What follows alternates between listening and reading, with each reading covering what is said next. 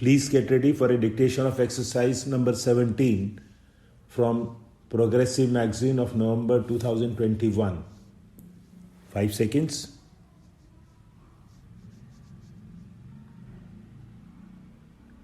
Start. It is a great pleasure for me to be here today with you all to honor our meritorious teachers. I would like to congratulate the recipients of awards who have earned this distinction through sustained hard work and dedication.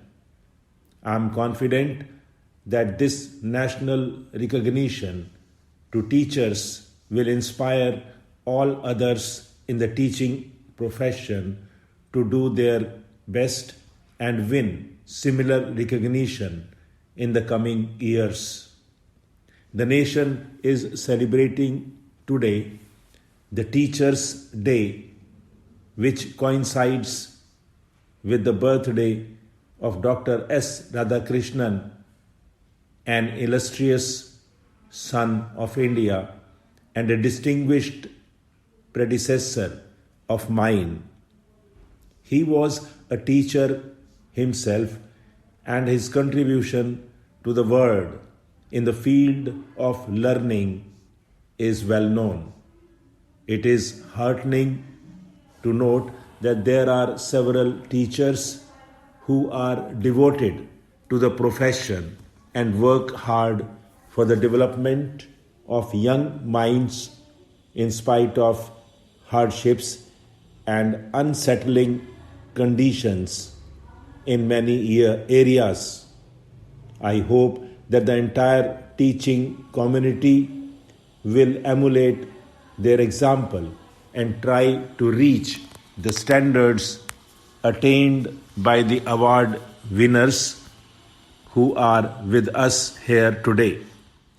These awards were instituted by the government in order to focus the attention of the nation on teachers and their welfare. Methods of teaching are constantly undergoing change, whether it be in the teaching of humanities or of sciences. Emphasis is now rightly given to stimulating a pupil's interest and curiosity and making him eager to learn rather than being a passive recipient of information. Gone are the days when pupils could be made to learn things by rote. Teachers have now to keep themselves abreast of new and improved methods of teaching.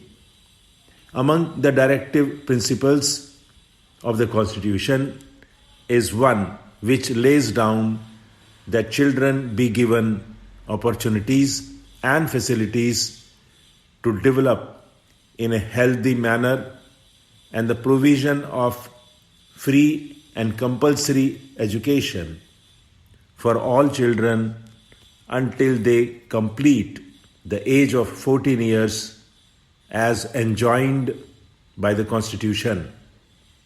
We are far from fulfillment of these goals. While academic learning is important for our children, no less important is it for them to become good and responsible citizens. There is growing pressure on the community's limited natural resources. There are ever increasing demands on the civic and public services provided at great cost. Rapid industrialization and concentration of large population in limited areas have thrown up civic, environmental, and other problems which could not be visualized years ago. It gives me great pleasure to be here amidst all of you today to inaugurate the Silver Jubilee celebrations of the Sindhya Kanya Vidyalaya. When Shrimati Vijaya Raje Sindhya invited me for this function, I readily agreed to come as I consider women's education vital for the progress of the nation. I am glad to learn that the school was inaugurated by Dr. Rajendra Prasad, my illustrious predecessor, and the foundation stone of the school building was laid by our present Prime Minister. The school has made rapid progress and has acquired a good name for itself as a public residential school for girls. The principal, staff, and the management deserve to be congratulated on this achievement. I am happy to know that the Government of India have enlisted this institution as an approved residential school, and some merit scholars are sent here for study. The school, I am informed, has among its students some from Manipur and Assam and also Jammu and Kashmir. Intermingling of pupils from different parts of the country helps to promote harmony and understanding between the various linguistic areas, which is essential for the country's unity.